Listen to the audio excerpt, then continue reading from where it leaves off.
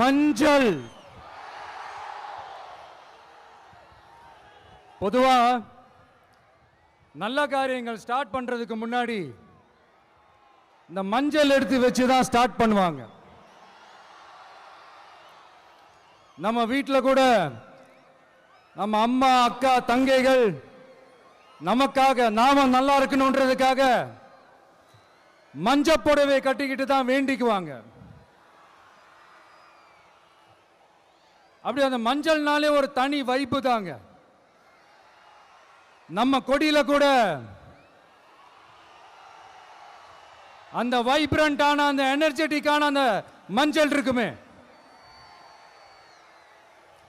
அந்த மாதிரி மங்களகரமான மஞ்சள் விளையிற பூமி தான் இந்த ஈரோடு பூமி. இங்க வந்து மஞ்சளை பத்தி பேசாம வேற எங்க போய் பேசுறது? அது மட்டும் இல்ல,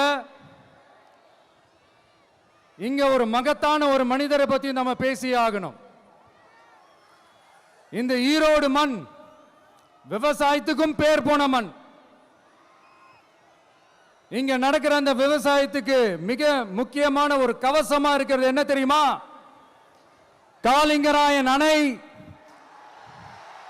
காலிங்கராயன் கால்வாய்.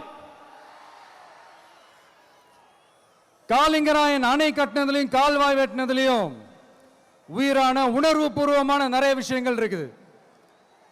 அப்படி அந்த ப்ராசஸ்ல அவர் அந்த அணை கட்டும் போதும் கால்வாய் வெட்டும் போதும் ரொம்ப சோர்வடைஞ்சிட்டாராம்.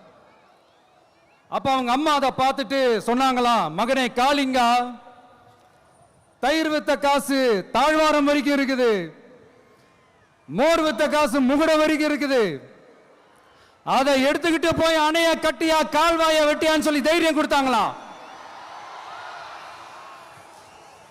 பெத்த அம்மா கொடுக்கிற அந்த தைரியம் இருக்கு பாருங்க, அதை தாண்டி வேற எதுவுமே கிடையாதுங்க. ஒரு மனுஷனால எதையும் சாதிச்சு காட்ட முடியும். அப்படி ஒரு தைரியத்தை தான் இப்ப நீங்க என்னுடைய அம்மா அக்கா தங்கைகள் நண்பா நண்பிகள் தோழர்கள்